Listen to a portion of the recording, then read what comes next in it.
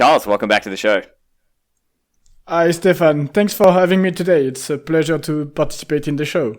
Yeah, I know you've got a lot of cool things you're working on and doing, and often, obviously, thinking hard about security. And so I wanted to chat with you about some of these concepts because I know you wrote a really cool post recently on Bitcoin software wallets and the security aspects of that, obviously compared with hardware wallets. Now, of course, people say, "Oh, look, see, you work for Ledger, you're selling hardware wallets," of course. But I still think it's worth a discussion just to kind of understand the different concepts, understand what's going on there. So, from your perspective, when we're talking about Bitcoin security, what are the main challenges? Is it around protecting that secret, or what's some of the main challenges?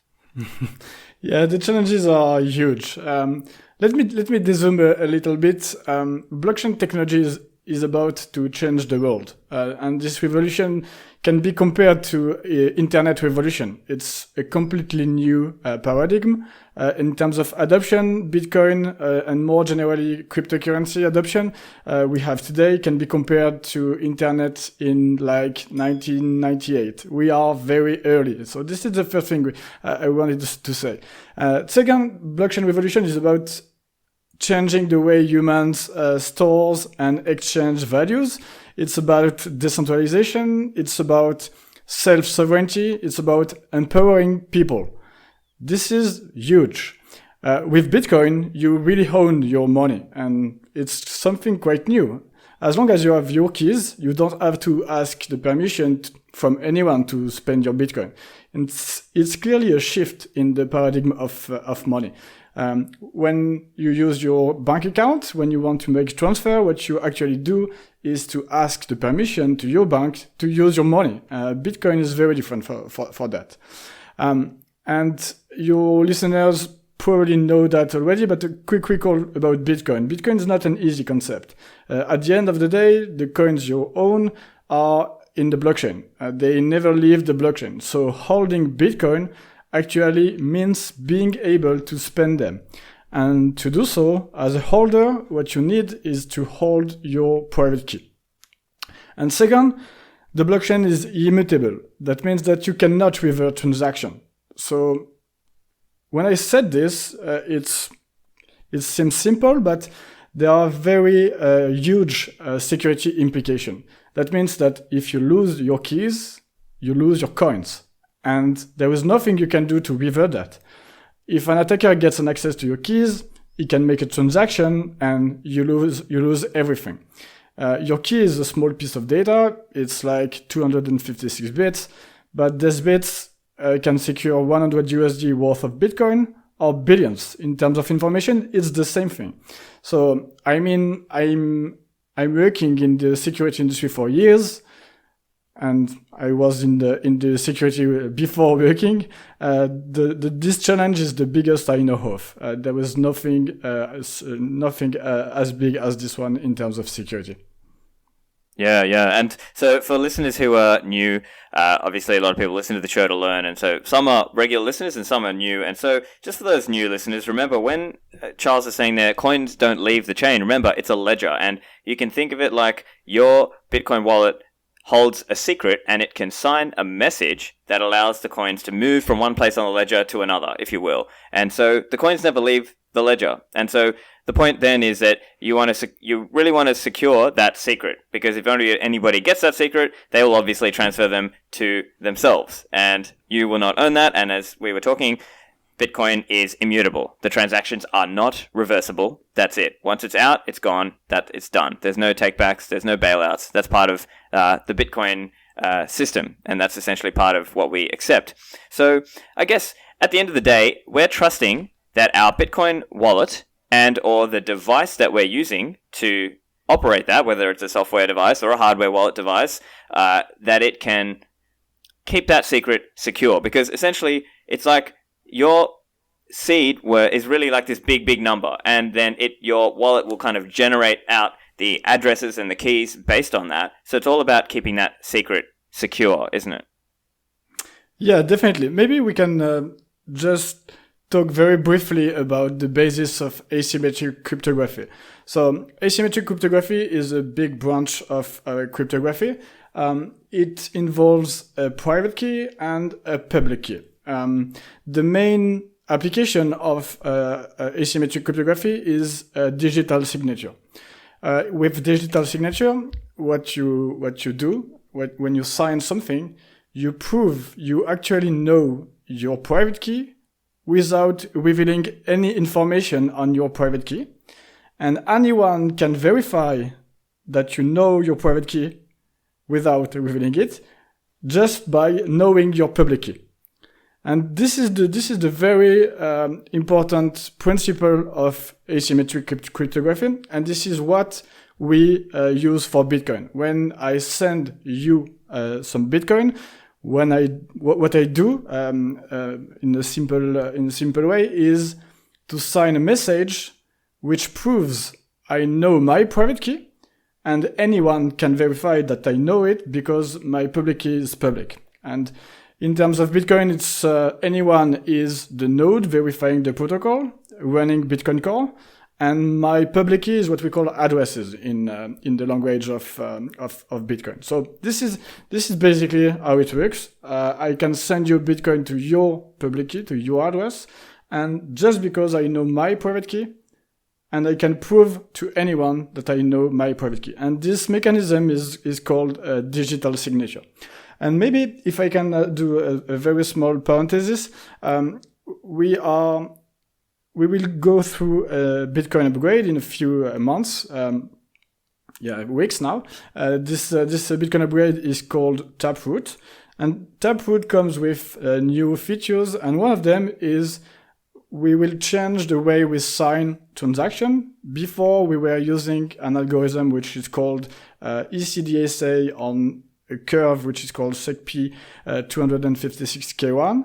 We keep the same curve, but we will use also a new signature algorithm, and this signature algorithm is called Schnorr signature. It has a lot of interesting benefits, like it's possible to implement threshold signature in a very simple manner. Also, the signature are smaller, and these are the main benefits that you get with Schnorr signature. So, just to get back to the thing, owning Bitcoin means you are able to spend them, and spending them means that you can produce digital signature. And to produce digital signature, you have to own your private key and never reveal it, because if you reveal it, that means that anyone else who knows your private key can do the same. He can spend your Bitcoin. So that's why it's paramount to secure your private key. Yeah. And I guess what we're saying here, we're focusing very much on protecting that seed, but I can think of other ideas related to Bitcoin security. Examples would be making sure that you truly control that receiving address, right? That somebody hasn't replaced the address with their address and you think you're sending Bitcoin to yourself, but actually it's somebody else, or you're withdrawing. Or there might be other aspects around, or another example would be making sure that when you create that private key, that seed, that you had a sufficient entropy, and that process wasn't being tampered with in some way, or there wasn't some kind of malware or spyware going on. But I think, just broadly speaking, the main, security considerations are protecting that secret and making sure that it doesn't get easily exfiltrated or stolen. And I think that's the point that you were making in that article, because essentially... Yeah. Okay, are you back? Okay, sorry. Yeah, so basically the process then is about...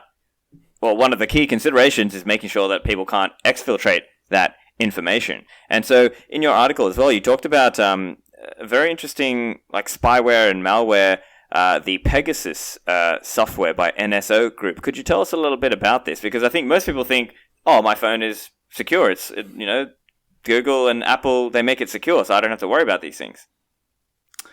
Yeah, you have to worry about that. The very short summary is it's a very bad idea to use software, to use mobile phone, or to use your desktop to secure your Bitcoin. Frankly, it's a very bad idea. But let's go into NSO. NSO is a company, a security company, and let me give you a small story about security vulnerability business, because this is what they do in a way. When I was young, security research was mostly a game. security researchers were looking for vulnerabilities, and these vulnerabilities were simply shared on for free on forums, also on security conference. This was on what we called at this time the dark web, but at this time the dark web was mostly a website with dark background. This is what we called the dark web at this time. And yeah, when you found vulnerabilities at this time, you just publish them on these forums or going to a conference explaining them. And this is what we call today full disclosure, because you don't care, you just publish your vulnerability, and companies were quite unhappy with that, because that means that they were aware at the same time as everyone that there were some vulnerability on their product. So they started to incentivize security researcher to stop doing that, and instead to be contacted beforehand. This is what we called responsible disclosure. So this is a kind of gentleman's agreement where companies reward security researcher when they find vulnerabilities on their product. It protects users, and it gives some time to the company, to this company, to patch the vulnerabilities before bad guys actually exploit this vulnerability. And at first, the rewards were very small. You could get $100 or so. This was the beginning of this market. But the stakes started to be high, and different actors started to get very interested in such vulnerabilities. I'll be very explicit. These actors are mostly criminal organizations and also nation-state services. Let's be quite direct. This is the main people interested in such vulnerabilities. Criminal organizations search and exploit these vulnerabilities for profit. Directly, they can do ransomware, they can access to your bank account, to get your password, to dump database and resell the database on dark web. If you don't intend to respect the law, there are many ways to get rich with security vulnerabilities. Nation-state services, it's a bit different, of course. They are also interested in this vulnerability, but they mostly use them to spy whoever they want quite easily and very closely. So if we go back to NSO is a company specialized in buying and finding such vulnerabilities, and they use them to build automated tools such as Pegasus. From a user perspective, Pegasus is a very simple software. It's a software, you launch it, you put the phone number of your victim, you click on hack. I don't know if it's what is written on the button, but this is something like that. And then you simply have a full access to the phone of your victim. I mean, there is nothing else to do. There is just, in the software, there are many vulnerability exploitation, which can break any kind of iOS or Android phone remotely without any user action. And then you have a full access to the mobile phone. Full access, that means you can dump all the data inside the phone. You can use the credentials of your victim to access to his favorite services, to his email, to his Coinbase account, all the credentials. You can also spy his screen and keyboards and every single input. You can switch on his camera remotely, his microphone remotely whenever you want. This is a feature which is used a lot by nation state when they use Pegasus. There has been a couple of scandals where NSA have been caught using this to listen the microphone of the French president, for instance. There has been a scandal around that. So basically, you can do anything on the smartphone that you break. And from a user perspective, it's just click on the button. So if you have a software wallet on your phone, that means that an attacker with Pegasus can steal funds, like just clicking and dumping your data. If you log into your Coinbase account on any exchange, the attacker can simply use your credentials to empty your account. So this is what Pegasus is about. Pegasus is about buying and finding the large number of vulnerabilities and to package them into a software which is very simple from a user perspective, which allows the user to hack any kind of mobile phone remotely without any user action. So this is what Pegasus is about. Yeah. So you mentioned as well, this is remotely. This doesn't even require, because I've heard of those things where, say, police or law enforcement have like a machine and they like plug in the phone, and it's like you need physical access. So in this case, how's the remote hacking working? Like, does it happen over the phone network, or is it like using a data connection, or how does it actually achieve that? Most of the time, it's leveraged some messaging vulnerabilities. Like your messaging application is always listening on the network, and instead of sending you a well-formed message, the application will send you ill-formed message, which will exploit a vulnerability in the iMessage software, for instance. That can be a buffer overflow or something. When the message is received by your phone, the messaging app will parse this message, and then it enters into the iMessage software. And if there is a vulnerability, then you can implement a specific message, which will be at the end a virus, some kind of malware, and you can gain a remote code execution. So this is the first thing. And when you have a remote code execution in iMessage environment, it's not finished yet. You have to find another exploit allowing you to have some privilege escalation in order to become root on the device. So all the time there is in order to have zero click, zero action, this is something like using a messaging app. So this is the main threat vector.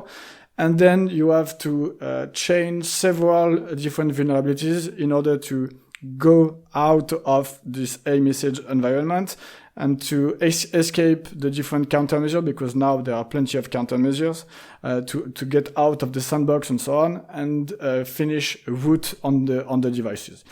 This is not simple, and this kind of vulnerability today is quite expensive, because there is market for vulnerabilities, and such a vulnerability, new one like 0 day, not known by Apple or by Android.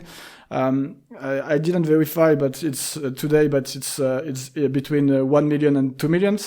But you have one vulnerability and you can break all the phones in the world at once. So it's a question of market at the end. There is a cost opportunity here.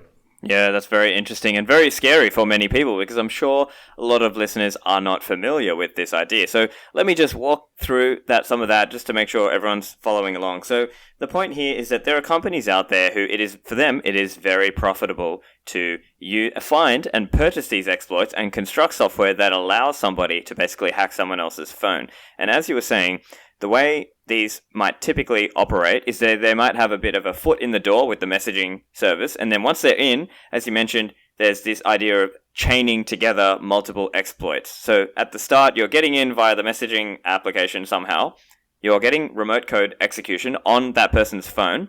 And now, because phones are generally sandboxed, or each application is sort of protected in a certain way, you mentioned this idea of privilege escalation. So it's this idea that instead of only just getting in and being stuck in the sandbox, you need a way to kind of get in that sandbox and then escalate out of there and get what we call root access, meaning you have God mode. You can see everything on the phone. And then at that point, if you're able to read someone's Bitcoin private key, boom, your coins are going to get stolen. And so I wonder then, why haven't we seen more of these attacks in the wild? Because I'm sure there are lots of people who are using Bitcoin phone wallets today, with keys hot on the device. Do you think it's just that let's call it the eye of Sauron has not been pointed on this yet, or is it just not profitable or feasible for them to do that kind of attack yet?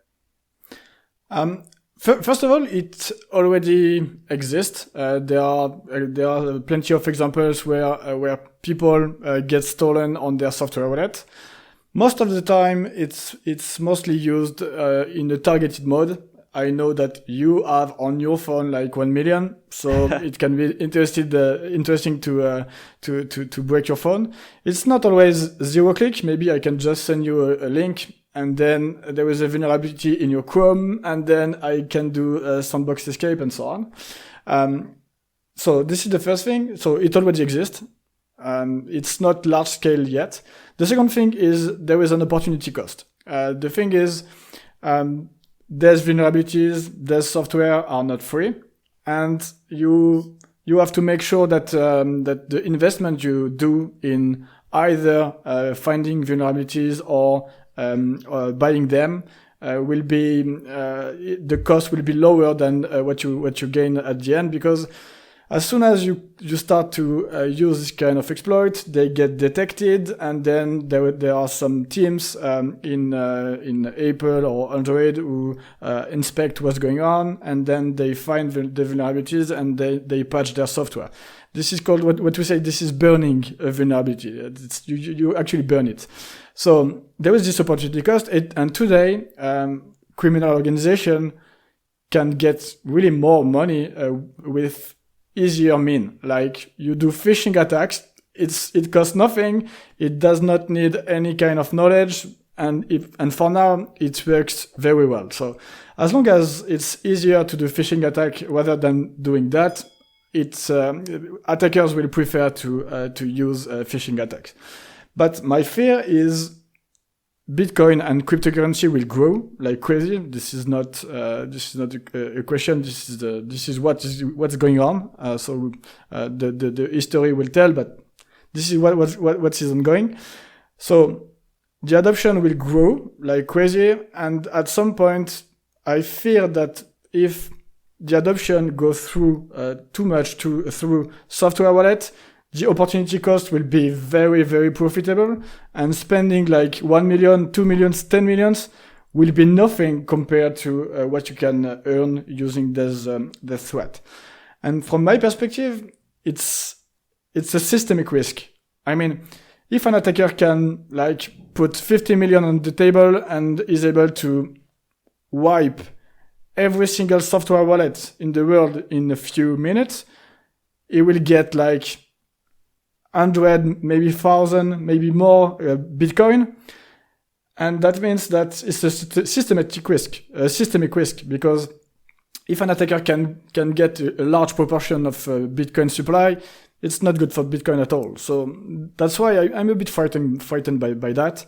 On the other hand, I think that hardware wallet and secure solution will prevail at the end, because it's not a good idea to use software wallet. So we have to continue the education and to explain what's going on, what are the stakes, and to explain this kind of threat, because this is not only a threat, it will happen. As soon as the opportunity cost is positive, this kind of attacks will happen in the future. Right. Yes, and I mean, it's probably... for all we know, it could even be profitable today, but it just hasn't been done yet. We don't know. But I mean, I'm sure there would probably be a lot of users out there using some of the well-known wallets, right? Let's say, even if it was just blockchain.com or blockchain.info's wallet, or wallets where it's known that the keys are hot, whether it's a Lightning wallet or it's a CoinJoin wallet that requires keys to be hot. There would obviously be a lot of money sitting on all of those devices. And so if the attacker is able to get the number of, or find out who has those devices and obviously pay the money to get that information, this would be a very, very profitable attack. And so obviously it's something to be concerned about. And as you were saying though, for now, that's not the lowest hanging fruit, and they will go after that, right? They might go try and buy a list and, email phishing, and because there's enough, I guess, unfortunately, gullible people who will respond to the phishing kind of attacks. Mm-hmm. And in some cases, they are quite good. So it's not even that you're gullible. That they could have just been really good. Correct. So I guess the other question I wanted to ask as well, while we're on this idea of smartphone wallets and smartphone security, then I guess, as you were saying, the idea is they don't want to burn the vulnerability and only use it to as an example, they don't want to spend $2 million to buy a vulnerability and only make $50,000 out of the hack out of that, because now they've burned that vulnerability, and then that means in the next version of Apple iOS and in the next version of Android smartphone, they will patch that. And so how much of it is a defense that, there's patching going on, or also is there use of certain more hardened operating systems you might have heard of on Android, for example? There's Graphene OS, and some people use Calyx OS and things like that. How much does patching and the use of these alternatives help? First of all, there is the zero-day market, zero-day vulnerability market, and this is what we were talking about.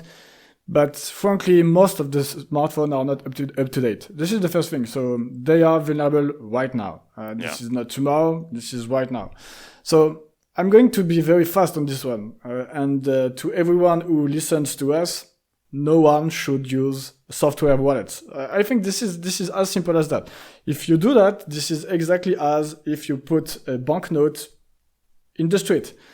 This is what it is about. Software wallets are fundamentally insecure.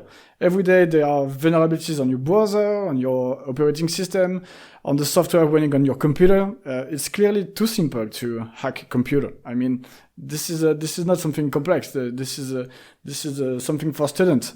So don't put valuable information on it, and especially not cryptocurrency. And also to those who use offline computer. First of all, it's clearly something not convenient at all. If you have some time, I encourage you also to read the story of Stuxnet. You probably know Stuxnet.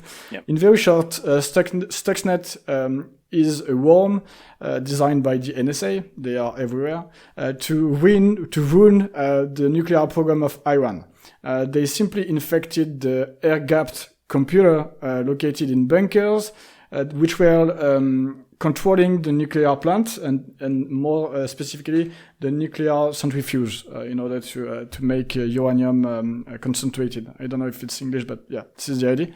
And it allowed them to physically break all the centrifuges.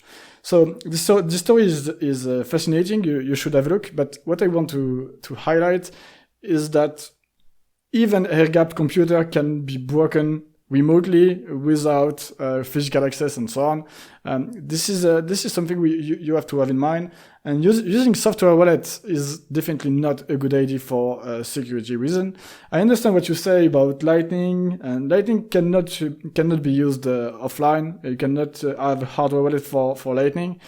But I think it's a different use case. You can see it exactly as your banknote. Okay, it's not that secure. You can lose it. But you have to have this in mind. And also there is also a difference because with software you can do attacks at scale. I mean, if I want to steal your physical wallet, I have to go near to you and to steal it to you. But if I want to steal all the physical wallet at scale, it's complex. But when it comes to software, it's not that complex. So yeah, frankly, I'm a bit, I don't know what to say, because I would love that Lightning grows and so on, but I fear that at some point the whole system would be vulnerable to such attacks, and I'm sorry to say that, but today there is no real relevant countermeasures to counteract this kind of attacks. Yeah, that's unfortunate, and. Yeah, that's sad to see, but I suppose we should also talk a little bit about some of the different elements of security, because in the post you talk through a few different ideas. So, for example, you've got like evil-made attacks, this concept of protection at rest and protection during secret use. So it would be great if we could talk through some of those. So maybe if we could just start with this idea of an evil-made attack. So what is that? Yeah, maybe I can list the different types of requirements. So I think everything starts with the key generation. Generating good quality secrets is not that easy, but it's paramount. If your secret is not well generated, an attacker could leverage the bias to guess your secret. In our case, we are using secure element to do so. They embed a dedicated piece of hardware to generate high quality random. This kind of random number generator comply with the highest standards and certification. Yes, there are standards for randomness. This is something which exists. So I think this is the first thing which is important in the chain of security. The second is protection at rest. This is also very important. The question is the following: you just hodl your Bitcoin, you just don't spend on nothing, and an attacker breaks into your house and hack your computer, smartphone remotely. Are your keys still safe? So this is what it is about. What we know is that all wallets are not equal. For instance, what I said before with software wallet.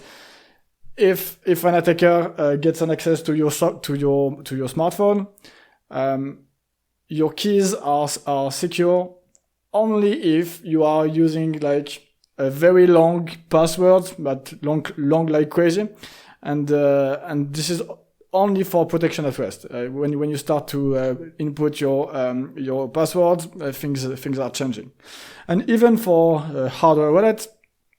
All the wallet are not equals. There are the famous Trezor and KeepKey. This kind of hardware wallet, it's possible to extract the content of this kind of hardware wallet quite easily. But in this case, you need a physical access to the device and so on. So at the end, hardware wallets are always better than software. I'm not saying the contrary, and Trezor also. And in our case, we are using secure elements to avoid this kind of attack. And this kind of circuit are designed especially for security, and especially to resist to an attacker with physical access to the device and with a high potential. And when it comes to smartphone or desktop computer, if you have physical access, it's just finished. Except if everything is encrypted with a high quality password. If you have a physical access, it's simply finished. Then there is protection at use. So holding is one thing, but you also need to receive and to send your Bitcoin. And this type of protection is also paramount. And I'm about to send a transaction to you, to send Bitcoin to you. So that means that I'm about to sign a transaction with my private key, remember? So the question is, how can I be sure that I actually sign the transaction that I intend to? So this is something important. And to ensure that, you need some trusted display. The trusted display is in the equation. Because otherwise, if you consent to sign transaction and the actual transaction which is signed is not the one you wanted, you have an issue. So hardware wallet have a dedicated screen, especially for this, to verify what you sign. So with a hardware wallet, when you want to sign a transaction, the transaction is prepared on your favorite software companion wallet, let's say. It prepares the transaction, send it to your hardware wallet, and then you're about, okay, I'm about to send 0.1 Bitcoin to your address. I can verify everything. I consent, and then the hardware wallet will sign the transaction. This is what we call the whiz. What you see is what you sign. So this is something very important, and this is something you cannot achieve with a mobile phone nor a desktop computer because you have many different programs which run at the same time and which could intercept what you are doing and change the display. You cannot be sure on anything about this software wallet. Then we have supply chain attack. This is also something important. As a user, you receive your device. How can you be sure it's a genuine one? In our case, what we did is to implement an attestation mechanism within the device. So it's what we call a certificate, maybe exactly on like on HTTPS when you have the lock on your browser. That means that there is a certificate which has been signed. So this is what we put inside each single hardware wallet that we ship. And this certificate can be used to prove that the device is genuine. So it's a cryptographic proof. It cannot be faked.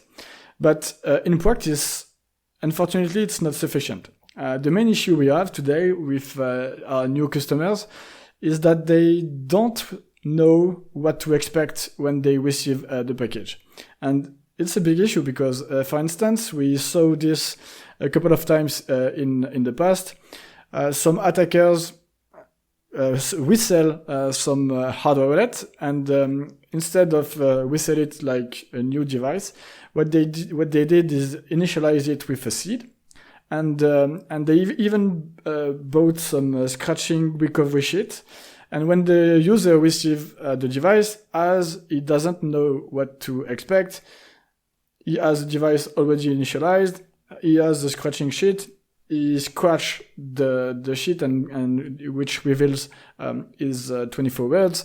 And if he thinks this is the normal way to operate a hardware wallet. And this is a very big issue, and this is not easy to tackle because there is nothing technical which will solve this issue. This is not the technical. So this is about education, explaining how the things work, and also explaining these things before the users start its journey in Bitcoin and cryptocurrency. So this is not something easy, and we have seen a couple of those attacks in the past. And the last one is EvilMed attack. So this is a very famous kind of attack where an attacker gets physical access to your device, like your med, and he gets your device, and he can modify it, and then he can replace it, and at the end he can put it back where it was, without the victim noticing the difference. And in practice, it's quite difficult to be bulletproof against this kind of scenario, because you can always imagine a scenario where, for instance, a fake device, which is very similar to yours, it will only wait for you to input your PIN and transmit your PIN to the attacker, and the attacker has your device, and then he has your PIN, and it's finished. So against this kind of attack, it's very, very difficult to be bulletproof. There are a few things that we can do, but at the end, this is very difficult to tackle this kind of scenario. And generally speaking, fortunately, these scenarios are very unlikely, and yeah. Yeah. This is these are the 5 different requirements to be secure, and security is not easy, as you can see. Yeah. Some of the stuff is very scary as well in terms of being able to take the secret while in use, right? So I guess going back to those 2 points that you were mentioning. One is protection at rest. So just hodling, you just have the keys. How easy is it for somebody to take that secret? And in the case of software wallets, it might be that somebody's trying to brute force to access your coins. And so then at that point, it's about how long and how secure is your password. And most people aren't able to remember very long passwords, and that's why we talk about using password managers, do not reuse your passwords across different services, things like that. But then the more scary one is protection during use. And so in the post, you actually show some video examples, very short examples, where basically you were able to demonstrate picking out that secret while it was in memory and in use. So I guess then, is it true to say that protection while in use is actually more difficult than protection at rest? Yeah, because protection at rest. So let's say in the software wallet on your smartphone. Let's say you have a strong protection for your seed at rest, like either a crazy long password, or you are using Strongbox on Android or something. So at rest, we can say it's secure. But as soon as you want to make a transaction or to generate a receiving address, the software will need to decrypt your seed. And that means that at some point, your seed will be in plain in your memory. And if you are in a situation where there is a malware on your mobile phone, like a regular situation, the malware can have a look to what's going on in the memory, and then can access to the seed when it's in plain. And as soon as it has the seed, it can just send it over the internet. These are the videos we demonstrated in the post. Yeah, and so in that post, for listeners who haven't seen it, there are some examples both on smartphone wallets and on desktop wallets. So I think the desktop example was Electrum, which is obviously a very well-known wallet, and then some of the smartphone ones, I think it was a Coinbase wallet, and also maybe blockchain. Mm-hmm. I think maybe blockchain.info or blockchain.com, that wallet. Yes, and also MetaMask, I guess. The thing is, I don't want to... This is not a question of there's wallet which would be insecure. This is the fact that software wallet running on desktop or mobile phone are insecure.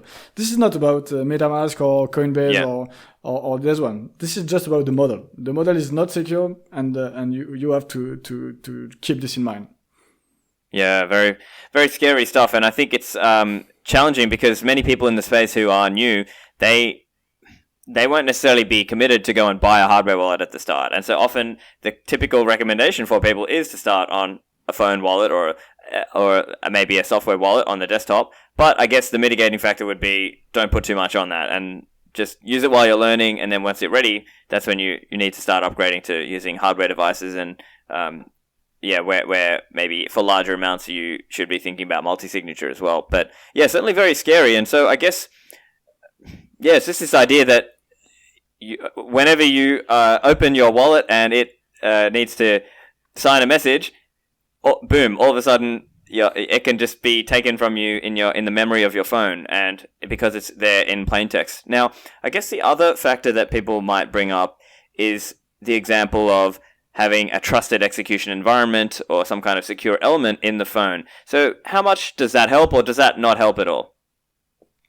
Yeah. Smartphones are a little better than desktop for security. I have to be honest in that. This is the case. They offer a couple of interesting security mechanisms like apps isolation, like key store or keychain, according to your platform, and also as the trust zone. Trust zone is an interesting mechanism. Nevertheless, there are many issues with those. First of all, most of the software wallet on smartphone we studied don't use the security feature. So they exist on your mobile, but the software wallet don't use them. I will tell you why. The thing is that if you have a Samsung 21, Galaxy 21, or if you have a very old phone, the blockchain wallet, blockchain.com wallet must run on your phone and must be compatible with your phone. And with a old low entry level phone, there is no trust zone, there is no strongbox, only for this reason, it's not possible to be compatible with any kind of phone and leverage the security mechanism. So this is the first thing. The second thing is, even if you say, okay, my software wallet is only compatible with the last version of iPhone and the last version of the Samsung Galaxy 21. The thing is that this mechanism, as of today, don't implement the Bitcoin cryptography natively. So that means that you cannot use them out of the box. You cannot say, okay, I will implement all the security part with cryptography inside the security enclave, and I'm fine. The problem is, as it does not implement this cryptography, your software wallet will need to do something. Okay, I need to sign a Bitcoin transaction. I will ask to Strongbox, let's say, or keychain, to release the key, and then you have the key in plain, and then you sign the transaction. So you lose the security at use, what we mentioned before. And also, even if your keys were safe in the keychain or the key store, the smartphone don't offer the secure display mechanism. So when you consent to transaction, what you consent is to unlock your keychain or your key store, but you do not consent securely to sign the transaction of 0.1 Bitcoin to this address. So the consent is quite different. And as you don't have the secure display, okay, on your mobile, you can see, okay, I'm sending 0.1 Bitcoin to you, but in fact, I'm sending my whole wallet to the attacker. And when I consent, this is what it is about. So this is also an issue. You don't have the secure display, so you cannot have this property. And finally, the thing is that most of these mechanisms, not all, they are often broken because security is something which evolve, and you need to be up to date all the time and so on. So this is quite often that these mechanisms are broken. The thing is, it's difficult to stay up to date on every single platform, every single security mechanism across the board. So this is the difficult part. So I think from a technology perspective, it might be possible to design such device dedicated to that with an Android or something, with some trusted display and secure execution for your Bitcoin cryptography. But doing it out of the box on any kind of mobile phone, it's just simply impossible today. Yeah, interesting. So essentially, it would be possible to design a phone that might be more secure, but by that point, it's almost like maybe you're just better off getting a hardware wallet because now you're doing it that way. But maybe in the future, there would be more work done to make it accessible for people who are just getting started and to have it as a smartphone wallet, like a small amount of coins or something like that. And as you were saying, go on. The problem is to be a very open platform like Android is and iOS is, where there are millions of applications, and when you can do anything you want on the internet and so on, it's great. But when it comes to security, you want to have something small that you master everything. And yeah, I think this is the big difficulty we have today for this kind of wallet. Yeah, I see. So in your view then, it's unlikely that there's much progress in that direction of people trying to make smartphones more secure, or maybe to make smartphones have a trusted element or trusted, secure environment that can handle Bitcoin's cryptography. You would say that's probably a bit less likely than more of a specialized pathway. Let's say the world goes down this pathway of, okay, we're just going to have to do hardware wallet security better and better and better. As I said before, the smartphones are getting more secure when the time goes. But the thing is, attackers get better as well. And there is, for now, there is no time where the security was greater than the attackers. So it didn't happen.